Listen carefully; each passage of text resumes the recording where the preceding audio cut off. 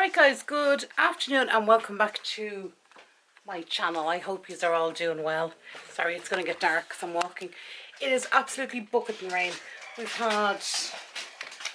turn on some lights. We've had, since we've come down from Letterkenny, we tried to have a bit of a, not a down week, but a bit of a more mellow pace, because we've got Carl's exam results coming out, and as you know, anybody who's ever waited on state exams and the results of them, you know how stressed everybody in the whole house gets. So we've just actually been washing Hayley's clothes, getting them ready to move back up to Letterkenny now that her exam is over and she feels quite confident. So that's really what we've been doing. Just, I'll show you all the washing we did, but washing them, getting them organised, start pulling stuff out. She's got a bag full of food ready to go, everything, but we just have to get through the next sort of week and a half before we go back up for Hayley's final exam and sign for the apartment. At that point we'll know what Carl's doing, whether he's going up to Letterkenny, whether he's going to Galway, whether he's staying at home. We'll know by then. But Jesus wept, lads. This moving kids around the country is not doing good for me. Kerry is probably the calmest out of the lot of them, and she's down with my mum. She's going to move into her digs, but she's down there. She had to finish off a presentation to hand submit, so she's doing that and packing up her stuff. But because she's going into digs, excuse me, she's not taking everything in with her, because she's a 2-hour bus ride from my house and 2 hours from my mum. So it means that if she needs to go out and get stuff, she wants to come home for a weekend, she's 2 different directions she can go in, which would be nice. Unlike Hayley up in Letterkenny, it's a 4-hour bus journey down. So yeah. Anyway, let me show you all the washing I've been doing. Right, so this here is all Hayley stuff. Purely Hayley stuff, washed, dried and folded. This is a mix between myself and Carl's. I'm actually going to sort that and put mine into one basket, Carl's into another basket. And then this is all... sorry, it's very hard to see this up here. This one here, this basket is full of bed linen that need to go back up to Letterkenny, towels. There is some bed linen in there from us, but yeah. So that is all the washing I've been doing. It's been like a bloody laundrette around here. So then I have this stuff we've pulled out to go to the dump. We know this is definitely all for the dump. Then I've got Carl's duvet and my winter duvet. I haven't unpacked the duvets yet, because if Carl does get offered a college place, I'd only have to repack it to send it with him. So just thought, look, we'll leave it in the bag till we know what you're doing. And then my duvet, well, when I'm finishing off cleaning my room, got halfway through, I'm going to change over the bedding. But yeah, once all this is gone, that's Hayley's case back here is full of clothes. What else is full of clothes? That bag, black sack there, is full of clothes for her. I don't know if it's clothes or bedding. Can't remember. I'll have to have a look through it and see if it needs washing. This case here is full of clothes that she brought back from my mum's. That's some clothes. She's too much clothes. Anyone getting that vibe? I'm getting that vibe. Then up here, that's her wash basket. Sorry again, the lighting is crap. That's her wash basket to go back up to Letterkenny. That's her... that is a single duvet cover which she puts in a single duvet and uses it like a throw at the end of the bed and pulls it up if she gets cold. That's in Letterkenny. Letterkenny is quite a cold little place now, in fairness. So that is what we've been doing on our downtime while she's been... well, we've had this week. As you can see, I'm just trying to keep everybody as stress levels low. We have got the exam results coming out tomorrow. The Leaving Cert results coming out tomorrow, and then there's a pause, and then not till Wednesday will he find out if he's been offered a place in college.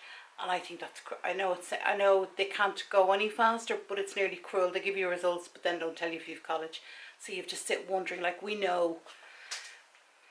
So we say on Friday he gets enough points, but there's there's only 24 places offered on the course, so 26 people might get higher points than him. He's not getting in the course even though he has the points. So stuff like that, and I think that's more killing, I think, for the kids than anything, is knowing what points you have but not knowing what you can do with them. But sure, look, we'll be fine, we'll get through.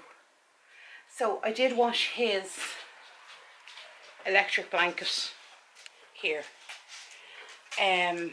just so it's washed, whether it has to go back in the bed or whether it has to go with him somewhere else, we'll see. But it's ready, it's ready for winter. Right, lads, I'm gonna make something to eat because I'm hungry. These kids, I've asked them, do they want dinner, and they're like, no, we're not hungry. But I know that's stress. I know that's just, they're not feeling hungry because they're stressed.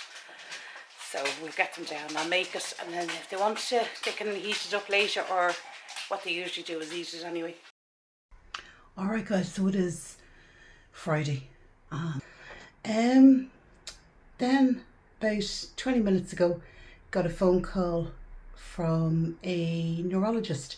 Hayley was meant to have an appointment for a neurologist on the 4th of September, and then we got a text saying it'd been cancelled and moved to January.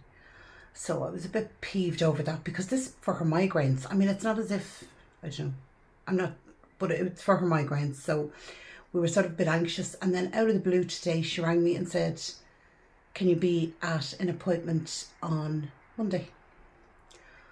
So I'm like, okay. So panic mode, obviously. Hayley started freaking out. Just that what she thought was in January is now Monday. So we've got that Monday, and yeah, that's really it. That's been the shock of the day. So we're all a bit, I'm exhausted, and it's just from waiting for these results, getting the results, then Hayley's neurologist. There's just been so much blah. So I think I'm going to just take the rest of the day off. Myself and Hayley are going to chill, talk about her neurologist, see what we need to do, because she is a bit stressed over it. So, but at least it'll be over before she goes back to college. That's all I keep saying. It'll be out of the way. Right. I don't think I'll be talking to you later on, because, as I said, everybody's stress heads, and I'm only awake about 3 hours. I'm exhausted. I'm ready to go back to bed. Just one of those mornings. Right, I will talk to you later, guys. All right, Hayley, time to update. Do you want to update on your neurology appointment? Yeah, all good. Well, I could have told him that. No, it was good actually. She was very nice and she was very informative, and yeah. And the appointment lasted for about, it was about an hour and a half. Yeah, I mean, she was good. And we barely had to wait like 20 minutes to get into it and see her. Yeah. And all that. I'm on new medication. Not for, how do I describe this? You're on daily preventative medication. She upped the dose of that. Yeah. She actually upped her dose of magnesium. Yeah. Which we sort of were a bit surprised at first. We knew it was because she was getting leg cramps, and we were saying, oh, she takes, because she was asking her, do you take any medication? She said, well, I take magnesium because I get sometimes leg cramps and stuff. And she went, it's actually very good for migraines, apparently. Because it relaxes, how it doesn't make relaxes your head muscles. Yeah. And you can get migraines if you don't have enough magnesium. But we know it's not because of that, obviously. But yeah, and then I'm on a new tryptophan, which is, they actually had to take you off your last one because of the side effects. So I'm on another one. Zooming. Zumitriptan is the full name, but it's shortened to zooming. Yeah, it sounded funny. Yeah, and this one pretty much, it seems to be working fine. Yeah, well, obviously when you're up in medicines, there is going to be side effects. We also trying though to figure out when to take it. Yeah. Because she did break down like the cycles of a migraine and how they actually probably last days and no one realises. I fucking know didn't. Oh, sorry. No, you didn't realise that they went on, and she actually took you through all the different stages and she of was a like, migraine. you get these symptoms, so that means that's the start of your migraine, and then the pain actually is like the second last stage of a migraine. Is the end of a migraine, really? That's when like you're actually in physical pain. I didn't know that. So she gave her, it was actually funny because the pain you were taking a painkiller for was actually the end of the migraine. Yeah. And she was saying that was too late. And it was actually making my migraine last longer. It should have been 3 stages before that. Yeah. That you should have been taking the painkiller. Yeah, and we're still trying though to figure out when to take the triptophan, because it is kind of iffy. Because if you take it too soon, it doesn't do anything. You still get your migraine. If you take it too late, what's the point in it? Yeah. You know, you're supposed to take it at like the start of your migraine, but we're still trying to figure out when that is exactly. Well, she did tell us that at your first stage, and then that's when you take your painkiller. And she told her different combinations of painkillers she could take, all different things like that. And I have to say, I know it came as a shock to you because you were meant to go on the 4th of September. Then we got a text saying it was moved out to January. And then we were saying, well, at least it'll be done before we go to America. And then I got a phone call to say, can you come in Monday? Yeah. And it was like all panic stations. And we to ring your dad to ask your dad, could he get time off work to come in? And well, hey, it was all good and good though. it was all good and it all worked out. And she's sending a treatment plan to my GP, and then she's going to send that to me as well. Yeah. And then I need to have an appointment with my GP to talk about my treatment plan. Yeah. And the reason why the timing of the tablets is coming into question is it's not so much the one she's taken out, because you took them going to bed before you went to bed. Yeah. It's for when... It was fine, but she upped the dose for a month. Yeah. And then you're going into a slow release capsule, and she said it's best if you take this in the morning. Because then what's the point of it slowly releasing throughout the night? You're asleep. That's you still get a migraine during the day, so yeah. you have. So I'm changing when I'm taking it now. So I'm that's what we had to change everything over now. I take it at 1:30 now, because I know I'm awake by then most of the time. And it's also roughly going to be your lunchtime in college. Yeah. I've no shame popping out some pills for college if I need to take them. That's true. Like if it's going to stop me getting migraines. So then she gave us a thing to work off where we didn't realise you were getting where stage 2 starts, and she said this is when really you should be taking your painkiller and stuff. Yeah. And things that we were putting down to, she's taking her tablets and she's tired, and that's why you got very bad speech, slurred speech. Like stuttering. And she was like, that's stage 2 of a migraine, and we were like even before the pain. Like last night, the day before yesterday, so 2 days ago, I noticed my speech was going a bit weird. And then yesterday I was like, I think I'm getting a bit of a headache. So we took a ibuprofen? No, paracetamol. And that got rid of the headache. But because it was still in the very early stages, it actually worked. Yeah. But in the past, I would be taking it too late. So it would actually make my migraine, the pain worse. I have to say, it did make a difference that this doctor actually took, now obviously we did pay to go private. Which is the whole of the ball game. Yeah, but she gave her an hour and a half and she listened, even if she was in the middle of writing something and Hayley spoke, she actually stopped and put down her pen to listen to exactly what she was saying. And it's such a small thing, and people, you think doctors who don't. You think it's common courtesy. Yeah. But it ain't that common, and to actually have a doctor who you truly feel heard with, their haircuts are beautiful, aren't they? I think was worth its weight in. And also, I don't know if this is maybe it might not be a big deal to most, but I specifically asked for a woman doctor because the amount of times I've got told, oh, it must be your period, and the first thing she said was, it's obviously not a menstrual migraine. And I was like, thank you, Mrs. I shouldn't call her that. She was absolutely lovely. She was lovely. She had I can't get over how much respect is the word I'm going to use. How much respect she showed Hayley. Yeah. And something else, when she was talking to me, we experienced this even when I was over 18 with other doctors. They'd go, make sure you, mammy, look out for this. Yeah. I don't live at home half the time. What do you mean? My mum has to look out for this. And this time this doctor, she was talking to me going, you have to be aware of this stuff that's going to happen. She took the time and spoke to Hayley like she's an adult, which she is a competent adult, which she is. And she was saying, Mum, you might notice these when she comes home and just be aware of them. But Hayley, you have to watch out for these because you're now the adult. Yeah. And that was lovely. And as I said, the respect she showed. When Hayley spoke, she listened. She didn't dismiss her off. Like the last doctor we went to was good.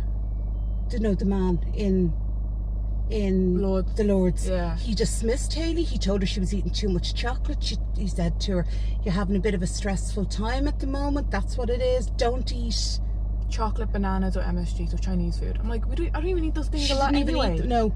So like, Dan really, really, really bothered me, and I was so afraid that she would be dismissed, because obviously a headache is in your head. Your migraine is in your head.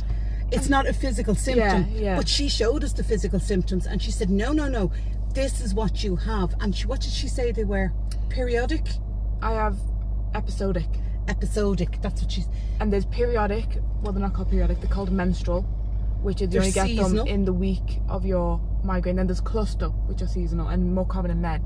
So like each winter they'll get a migraine, but mine are too often to be seasonal. Yeah. But I don't have daily.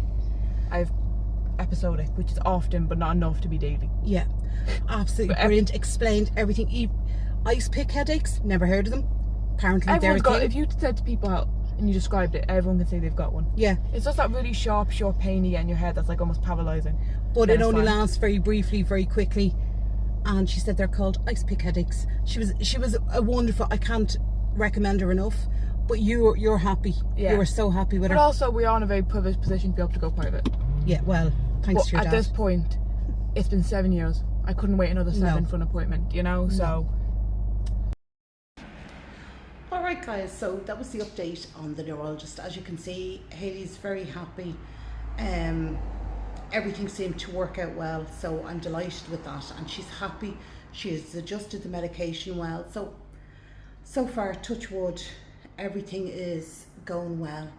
So then 2 days later, that was the Monday, and now bearing in mind it was actually a very stressful going to the neurologist, and her dad also came to the neurologist with us. Now I hadn't seen her dad in over a year, she hadn't seen her dad in over a year, so there was a little bit of stress there, because obviously we didn't know what was going to happen. Not that what was going to happen, it's not like that. It's we just hadn't seen each other in such a long time. She hadn't seen her dad, I hadn't seen her dad, so it was a bit, that was stressful. The build up to that was stressful. But yeah, no, everything worked out fine. The other thing then is 2 days later, on the Wednesday, I had to take Carol back out to the dentist in Balbriggan. I didn't record any of that because, as you can imagine, the child was pretty stressed, and not so much for the dentist, but just that whole week. It's just one stressful week. And he had to go over, because if you remember back a while ago, he got 2 root canals done. So the woman who does it, the specialist who does that, wanted to take an x-ray of it and see and make sure that had taken. So she's recommended that he goes for a full cover cap over the 2 teeth to protect them, because she said that the root canal had weakened them slightly. So that's happening in November. So anyway, so everyone is happy, everyone made it through that week, and yeah, it worked out fine in the end for everybody. So happy out. So guys, I'll end it there, and I will talk to you in my next one. Take care of yourselves. Bye bye.